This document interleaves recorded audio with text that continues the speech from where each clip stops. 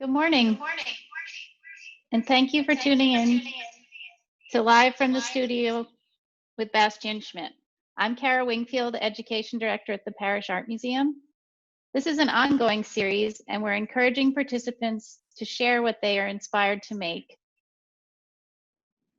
on Instagram with the hashtag Parrish Home Art Studios. Before we begin, I want to thank the artists and to mention that they're generously donating their time for this. So please support them and the museum in any way you can. We're joined today by Bastienne Schmidt, a photographer and multimedia artist whose work is featured in the Parrish collection, as well as other museums, including the International Center of Photography and the Museum of Modern Art. With the Parrish, she was a roadshow artist in 2016, and in 2017 and 2019, she worked with hundreds of students as an artist in residence. Most recently, she was included in the exhibition Artists Choose Artists, which just closed in February. For the format today, Bastienne will present for about 30 minutes, and then we'll take questions and comments through the chat feature. So please hold your comments to the end, and you'll find that chat feature on the top of your screen in Zoom. So now I'll turn it over to Bastienne in her studio. Hi, am I on? Yes? You're on. Thank you, Kara. Thank you for the introduction, and I'm pleased and honored to be part of the series, and I hope we're gonna have some fun today. So basically what I want to do, first of all, I want to start with introducing a few works from the Parrish Art Museum that I gravitate towards because they influence also my own creative process and my way of thinking. And then later on, we're going to go into a little project, a practical project, just how to make a visual journals in an artist book. The premise is that I always loved making artist books. The reason being is it's a good way to really incorporate your own personal thoughts. And also it relates very strongly to this concept of a typology, where you lay out a thought and you repeat it and you change it, and it's a progression of a way of thinking creatively. So if you're up to it, I would like to jumpstart getting into a few slides and also showing a little bit of my work and how my creative process works. And then the second part, we're gonna go make this object itself. So the first work that I wanted to point out is a work by a Greek artist. Obviously, I have a very close connection to Greece because I grew up there, and I draw a lot from this way of playing with geometries, both from archaeological days, but also the island architecture is very much based on this kind of cube system, and windows are these colorful rectangles. And I feel what Antonakis does, he goes back and forth between the modern world, which is like working with neon light, but also these kind of geometric Greeks, very simple forms. The second work of Antonakis is even simpler. It's very minimalist. It's just a neon geometric form and nothing else in the room. And for me, it's also like, how can we kind of tear down our own ways of expressing ourselves? So the third work is by Donald Judd. Donald Judd, there was an incredible show at the MoMA right now. Well, sadly, a lot of you did not get to see it. I got to see it in the very beginning. What interested me about Donald Judd's work is that he paired actually the shape of working to a minimum, and he discovered this kind of box-like shape and created these stacks that could be like stacked one on top of the others. And it's again an attempt to reduce something to the minimum and still kind of express a creative thought. Next. Jack Youngerman is another artist who I deeply admire. Sadly, he left us very recently, but he was creative his whole life long. And he was part of a circle of artist friends in Paris, where he got sent with a GI, as a GI, and he worked very much with a minimalist palette, just very strong primary colors, red, blue, yellow. And in this particular piece, what I like, that it's supposed to be in between sculpture and the painting. And although he works with a minimalist spectrum in terms of color, the shape itself is kind of very intricate and also geometric. Next. Jack Youngerman was also very good friends with Alexander Calder. And this also reminds me a little bit of the cutout papers, Papier Coupé by Matisse, in the simplicity of shape. Next. Another artist I draw incredible inspiration from is Dorothea Rockburn. There's an installation going on at the Dia Art Foundation in Dia Beacon right now.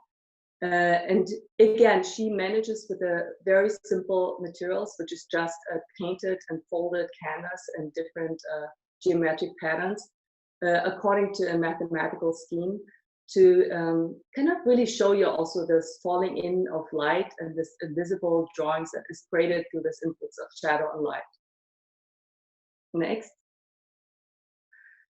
Alan Shields is another artist that last year, a year and a half ago, there was a beautiful exhibition at the Parrish Art Museum, and that was one of the pieces that I also showed when I was teaching the workshops for the Artists in Residence program at the Parrish Art Museum. It's called The Dancing Bag. And what I love about this piece is, on one hand, it's whimsical. It's like these painted thick cotton straps, but they're also embroidered. And again, you look into this kind of circular void, which is a mirror, a reflection of the mirror. So it's a continuation of a sculpture that does not exist in real life, but we imagine it through the reflection into the mirror. Next. That piece is also by Alan Shields. And that piece is important to me because it speaks to the idea of a grid. I love the idea of a grid because on one hand, I'm kind of trained as a daughter of an archaeologist, kind of lining up objects or things to get a sense of an understanding of the development of a series. But on the other hand, the way he works with the grid is in a very kind of organic way. So the minute you sew, there's like this wavering line of the sewing machine itself. But also the way he painted it, it's like this undulating of color coming in and out that's not very tightly scripted, but more organic. And that's a huge installation. Next. So with this piece, and that was also shown at the MoMA by Louise Bourgeois, it's already an artist book. It's one of the most wonderful artist books you can find. And it is purely sewn out of malleable materials. So she collected all these pieces that were remnants of her own life. And take note that her father actually owned a tapestry factory. So she was always surrounded by this idea of kind of soft materials. And so she created this kind of book. It's called Ode à l'oubli, which means like the ode to the forgotten things. And then hand embroidered and stitched were like these little writings or kind of organic elements. And for me, it's like an idea that might seem like also like a child's book, but on the other hand, it's also like a kind of a progression of like an artist's way of thinking. Next. So here's another artist that I admire tremendously. It's Frida Kahlo. And Frida Kahlo, we know her self-portraits, very striking and powerful, at times also painful. So what is interesting that the majority of artists make reference to their own work in some kind of journals, artist books, or sketches. And what she does here, and what a lot of artists do, is like, it's not necessarily a thought out, precise process, but it's like this doodling, thinking out aloud in a visual manner. So I was reading some of the pages, and it's kind of interesting. So it's a mixture of like dream images, but also things that happened in her real life, stories about her tempestuous relationship with Diego Rivera, but also sketches for paintings to come. And this was a part of the later part of her life, and after she had the car accident. Next. That's another page of her diary, and shows you a little bit the doodling aspect of her work. So I'm going to show you just quickly a few more other artist diaries. Okay, so this is not an artist diary, but it's an artist, Maura Kalman, who is a very authentic way to describing her own reality, and it's a mixture between drawings or objects that she finds, like it could be a cigarette box entitled Milton, and she works off these kind of personal stories or her mother or children's lives, and in totality, it's like her way of living in New York. it's called The Principles of Uncertainty. Next. Another book that I draw from, and it's an inspiration for me in terms of how we see the world, especially in these times, which are very uncertain and unpredictable. I always say, yeah, there are always two ways of looking at something. So it's a book called Fortunately, Unfortunately, and the whole story is about that some things, unfortunately, yeah, there's a birthday party, unfortunately, I cannot get there. So in our world today, it's like, unfortunately, we can't get out of the house, but fortunately, we still can create at home, and we have a lot of us have our families with us, and we can share meals together. Next. So this is transitioning into my own work. Just a quick overview. I started very early on with artist books. So there was a composition book that I did in 3rd grade in school in Greece when I had moved from Germany to Greece. And for me, it was also a way to reflect how do I define my own sense of place, this new sense of place. Next. To give you a little bit background, I published 7 monographs so far, and usually the way I work is I work like for 4 or 5 years on long-term projects that are of interest to me. So there's always a personal component, but also like a universal context. So it was about women's identity with home stills and typology of women, but also topography required in terms of sense of place. Next. Again, as I mentioned before, my father was an archaeologist, so the process of kind of defining what's artistically important to me starts very early on with this idea of laying out things. So on the right side, actually, I laid out soaps, domestic objects that usually are very humble, but in this particular time, it's also like an important component of our everyday life. And on the left, there are archaeological shots inspired by my father's work. Next.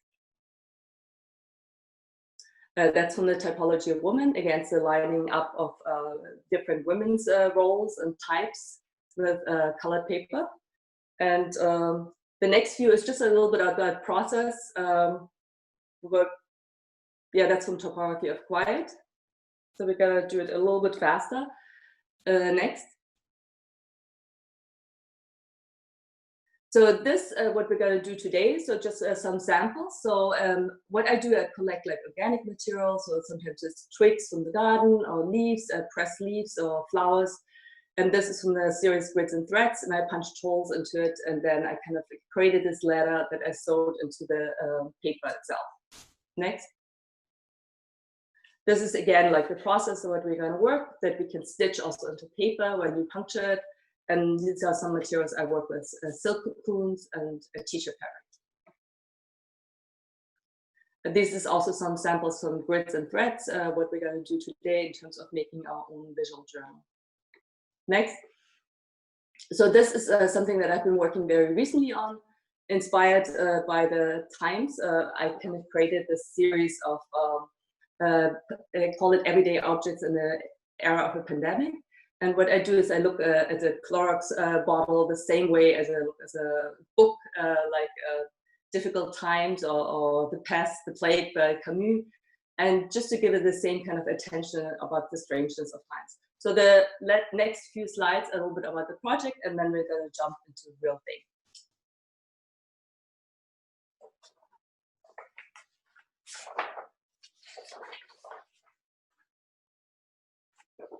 So these are some of the objects I created, from the Odyssey to the Goya beans, to give it a sense of whimsy, a sense of irony, and a sense of sadness. So now we can start with the real thing.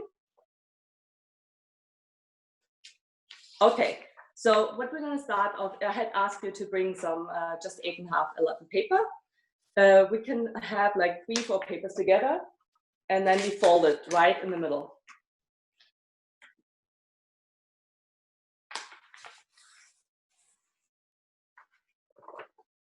So you already have like the sense of a book. The other thing, what we're going to do, I have a sewing needle, and I'm going to stitch. I'm going to kind of puncture it, probably like 1 to 2 inches distance.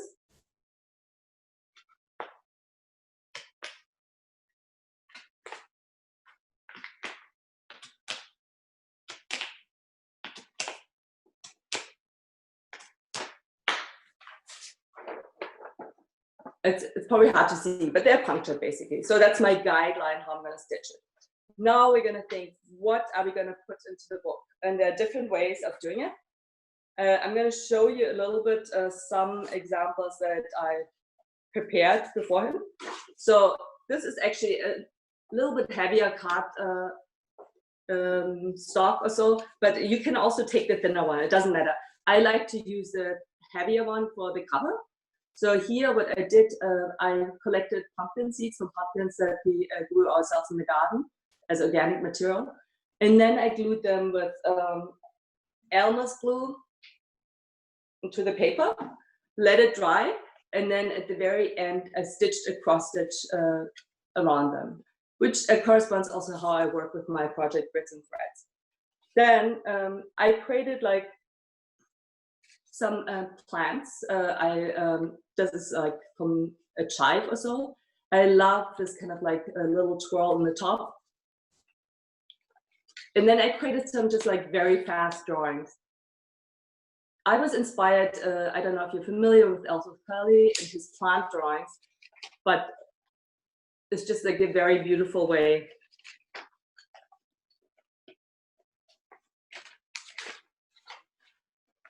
Or sometimes I also dry plants and put them in there.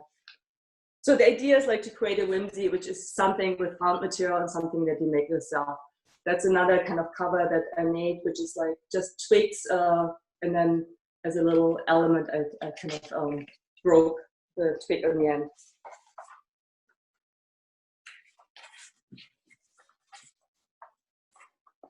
Okay, so we're gonna take, first we need to do something inside. So you can either use a collage element. For example, that's another book that I started just with the plant, and I decided I don't like the first page or so.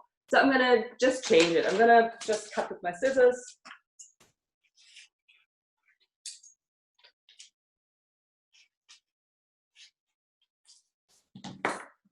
And use the acid-free glue stick. I always would recommend to use any glue sticks that are acid-free, because otherwise the paper is gonna change over time.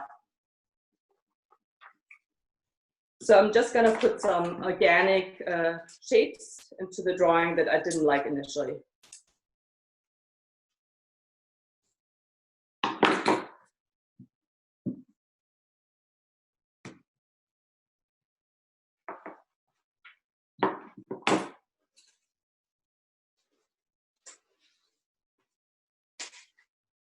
Sometimes I also use these Japanese papers.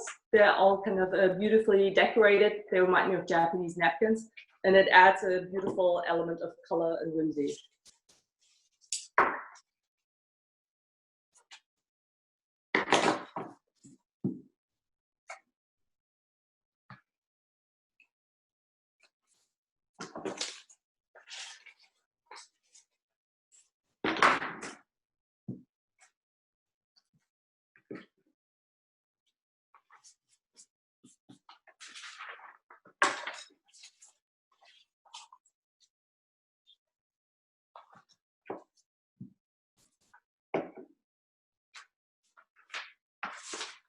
It's not perfect, but at least I like it better than I did like it before.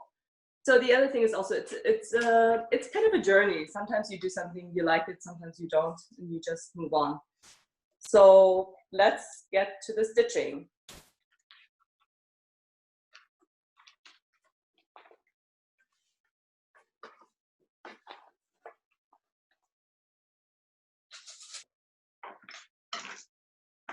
Yeah.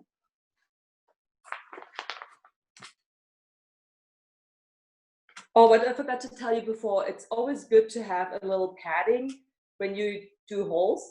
I usually use a cardboard from a box or so, or sometimes you can also use magazines or anything that makes sure you just don't make a hole into your table or so.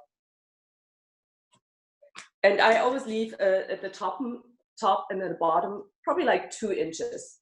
So here, now we're gonna start the stitching. And we're gonna do like a very simple straight stitch. I'm gonna make a double knot.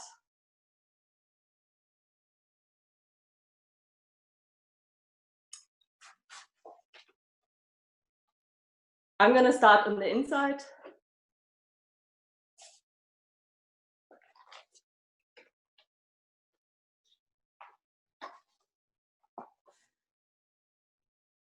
And I go back and forth.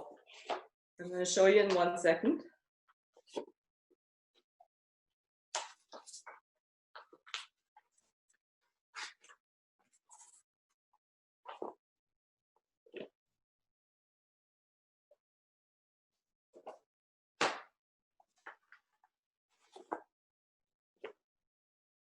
So this is the stitch, and you go back and forth.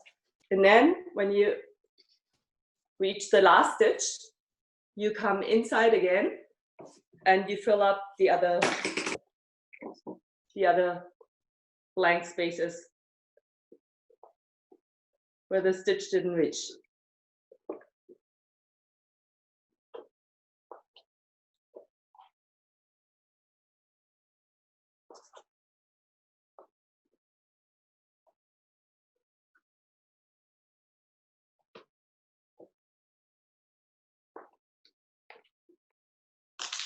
And then we're gonna, once you're done with that, when you arrive at the end, you make a very tight double knot. So you see it's stitched on both sides, and then we make this very tight double knot, and then we're gonna cut it.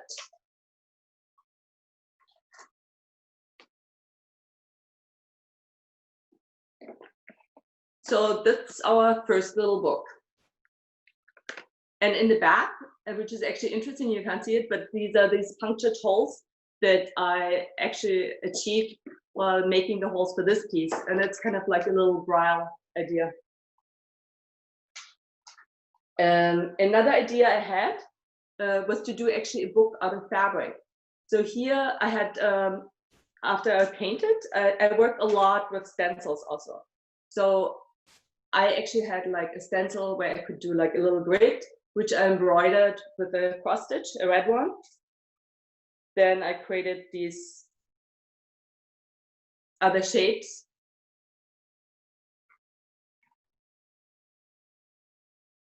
Here, that's something else where you can also still kind of draw in it or paint in it. Or here, that's another pattern where I kind of embroidered a red line. So what we're going to do similar here is just put it all together. So this fabric book is kind of a little ode to Louise Bourgeois.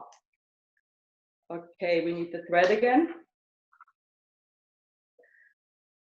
I'm just going to do the beginning of it, and then I'm going to show you a few more techniques how you can kind of make imprints. Take the thread.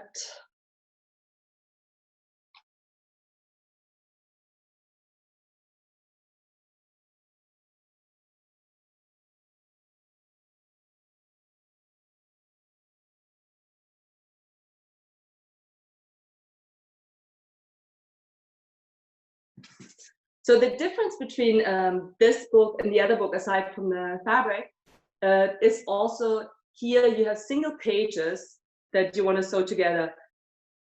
So I'm just going to show you with a couple of stitches what kind of different process you could use.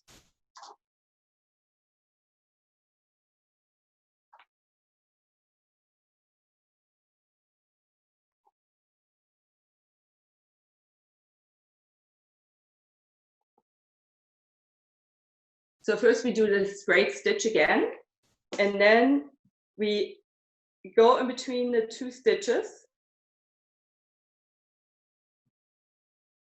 and wrap it around the fabric.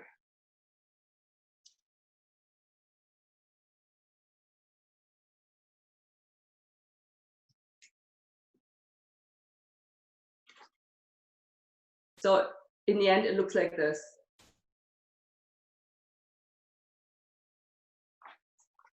Another thing, what I also like to do in terms of creating kind of ideas for work also, I look what I have around the house. For example, I found this little cork, wine cork, and I dip it. You can dip it into a little bit thicker paint, so it could be acrylic paint that's not too thin. You just dab it off a little bit, and you make these kind of imprints. And here decorated with Japanese paper.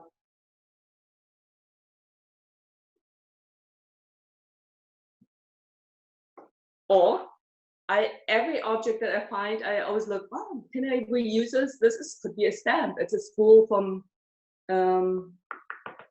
sewing. I dabbed a little bit in paint. Let's see what comes out of it. Sometimes you have to be careful that it doesn't get too wet.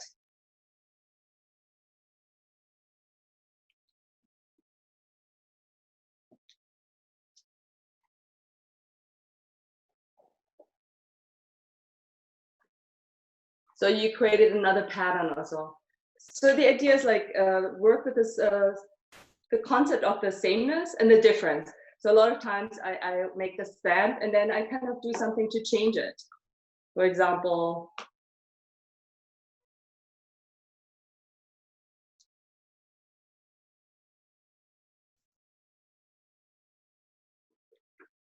just to create a difference in pattern, I kind of divide it in half. Or if you go back to the ideas of Ellsworth Kelly, let's say we're gonna draw a plant or so. So what comes to mind? I always say you don't have to look necessarily at nature. Take nature as a reference, but then make kind of like a memory shape. But with a simple line, there's a beauty in those linear drawings. You can do them either with a paintbrush or also just with a pencil.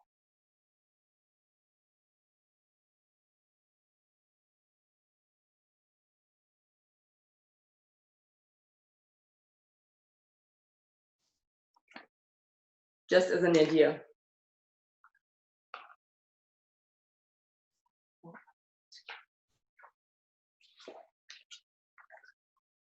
So that's another kind of little drawing of a plant.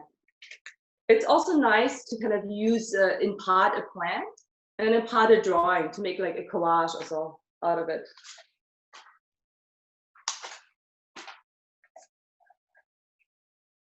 Here, for example, that's what I did. I just took a leaf from outside, I glued it to the paper, but then I kind of made a drawing around it.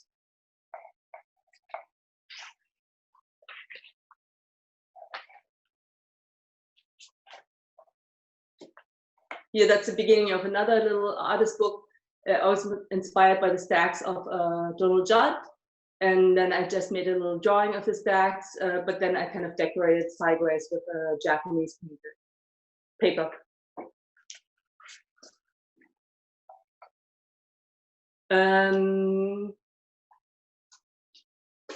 Another thing what I also do, I always collect collage elements from magazines. In my particular case, I feel drawn to kind of architectural elements. So this one is from an architecture magazine, a house, but I use it also as a grid or as a structure. Here, same here. Or if you feel like doing something with plants, I use the flower catalogs or the plant catalogs. They have plenty of material.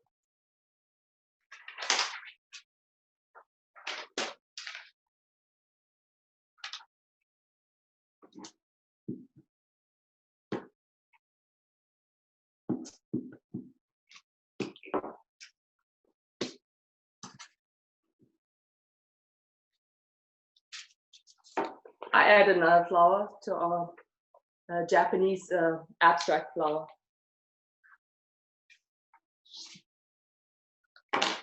And also in terms of bookmaking, I mean, of course, there are a lot of different ways how to make a book. What I did with these drawings, actually, I want to show you another process. So you can use either very simple 8.5, 11 photo paper. That's medium thick, it's not terribly thick. And I printed it on 2 different sheets. And then I just basically glued the pages together. And if you're not certain if that's your final outcome yet, you can also, what I do a lot of times, I just use tape. And I create these little loops, and I place, I put like 6 loops on top of the back of the paper, and put the other printed paper on top. So I have the back side and the front side, and it gives it like more solidity and greater firmness as well.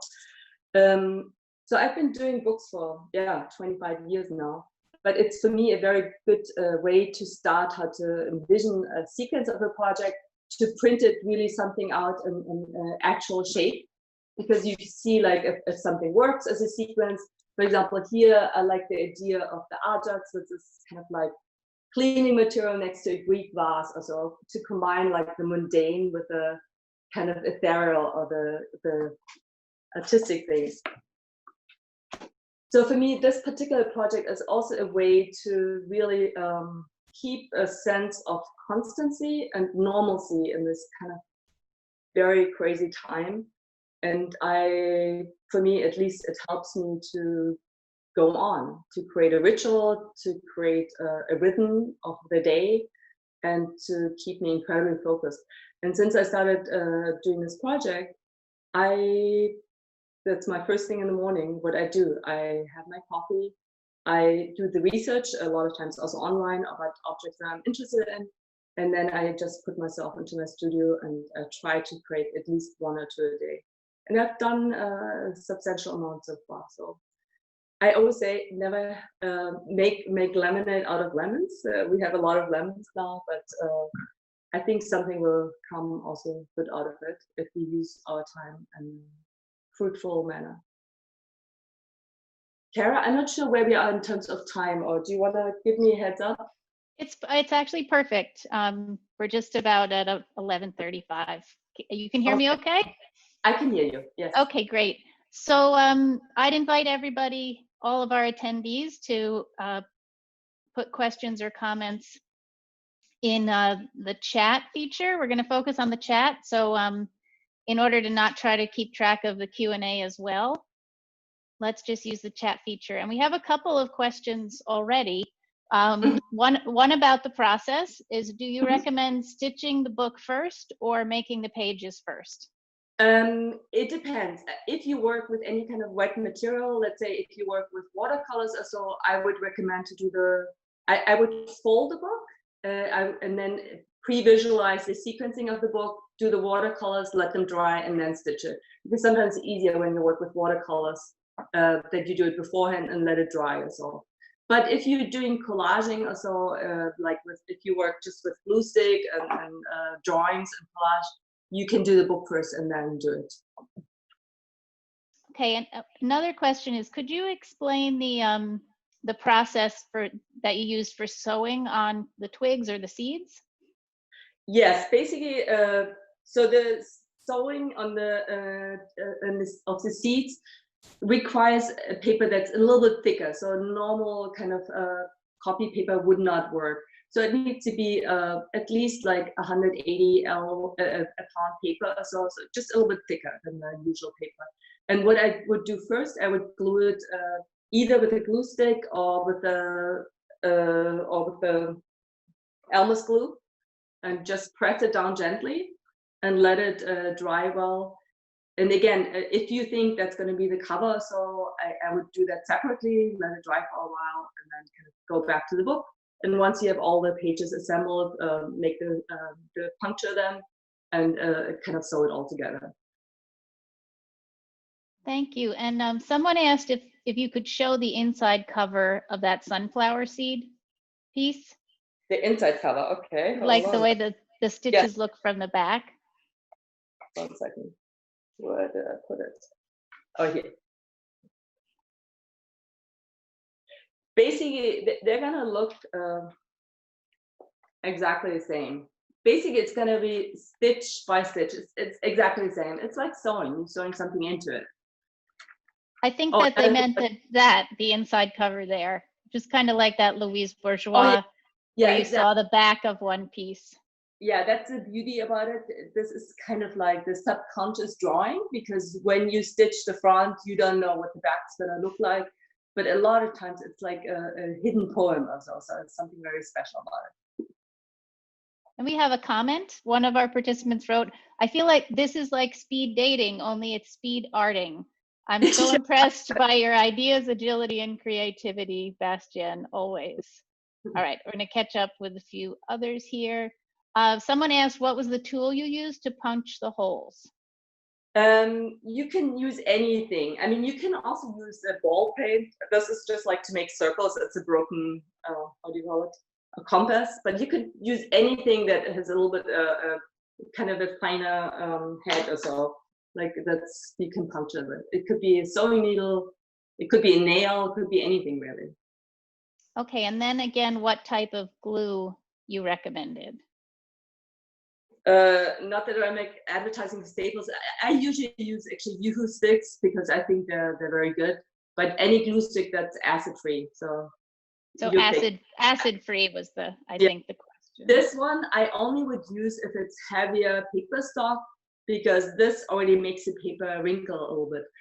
I mean, one of the biggest problem working with paper, the minute you add any kind of liquid to the paper, it starts to wrinkle because paper has a tendency to expand.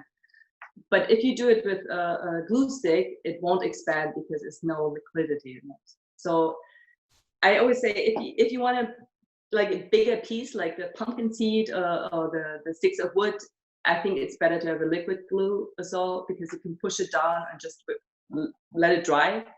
But with anything else with paper, I would definitely do glue stick. And what can you tell us about the piece that's behind you with the blue shapes? In a way, it's also related because whatever I create, there's also a sequence to it, kind of a typology. So this is part of a series called Colored Grids. And it started out when I was doing collage work that always involved a lot of geometry. But then I kind of fell in love with textured materials and textiles in general. So what I started doing then, the same way I was working collage on the paper, I transferred it into sewing. So these are all machine sewn, but they're basically sometimes a hand painted fabric, muslin fabric, and it's stretched over the canvas. So it's kind of this ongoing story. And I call it also this kind of like invisible alphabet because sometimes you look at it and you're like, oh, this could be a T upside down or U. So it has a language in it, but it's like an invisible poetic language.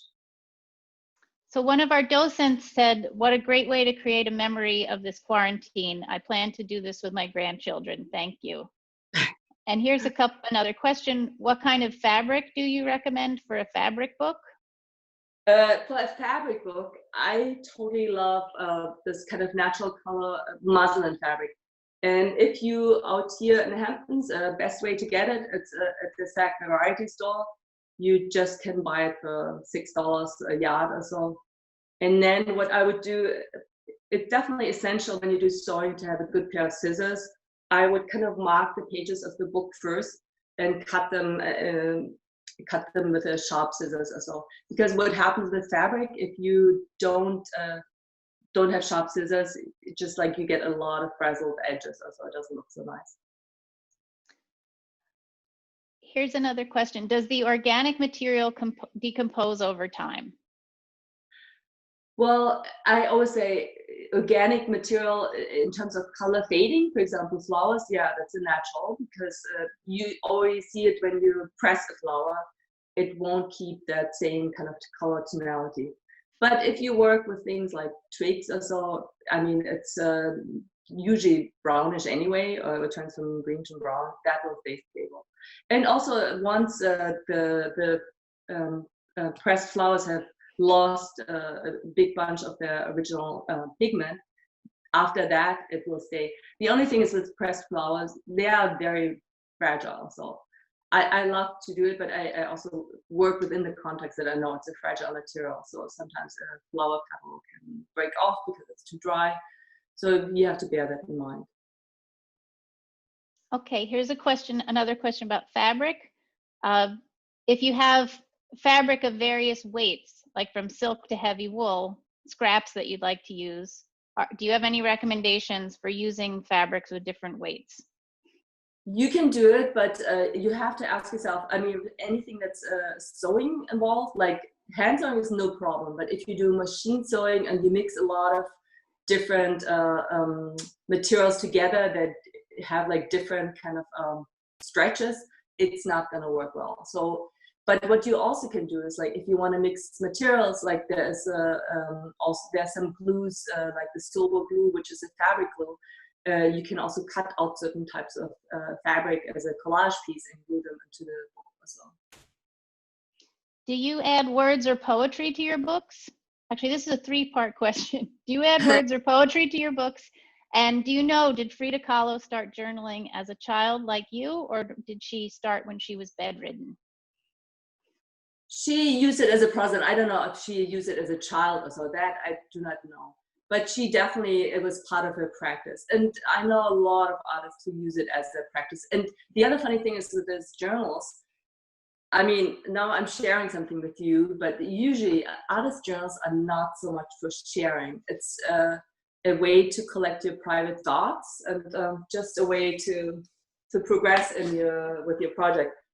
I just wanted to show you something just to give you, I mean, that's not an artist journal, but so basically when I work on my colored grid series, I continue to think of other shapes, other colors, and then I make these kind of very provisional sketches. But the interesting thing for me is the process to say, oh, I thought about it, and then I did it. This kind of process of thinking and then coming to life. So for me, this bringing it to paper in a form of a book is part of the process of conceptualizing first and then making it. But usually I wouldn't show necessary. That's like my recipe book in a way. So some people like big shares, but actually interesting thing also for me in terms of sharing artistic process, people feel very differently about it. Me personally, I feel also very private about the process. It's because painting, for example, is not a performative art. So it's it depends. Some people, for them, it's easier to share that than for others. So do you usually keep your knots in place and make them look good? Like, do you try to hide them, or you show them as part of the process? The knots, you mean the like from sewing, yeah. You mean the beginning on the edge? I mean, usually I cut them pretty tight, so you need to see something also because it needs to be also kept in place. And I like that. It's kind of like a little decked, kind of like something that's not quite perfect. I think that's the beauty also with the homemade object. That's not 100% straight everything, but creates an organicness that's kind of poetic and moving. Okay, and it looks like this is the last question. Could you tell us what kind of Japanese papers you were using? These are called washi papers. If you want to order them, I think they have them also at Dick Blick. Just go to Dick Blick and just Google Japanese papers. So they come in a full stack of things. And I use them also for a lot of other things. I use them as compositional elements when I do photography or so. It's just a beautiful little object to have to make the day brighter. Okay, great. So I guess we're ready to wrap up. Bastienne, I want to thank you so much for your time, for inviting us all into your studio and sharing your process. I hope it was for everybody. And for all the participants, I want to remind you to share what you make on Instagram, and I'm going to put that slide back up with instructions for doing that. So everyone enjoy the rest of your day, and thank you again, Bastienne. Thank you. Hope to see you soon in real life. Bye.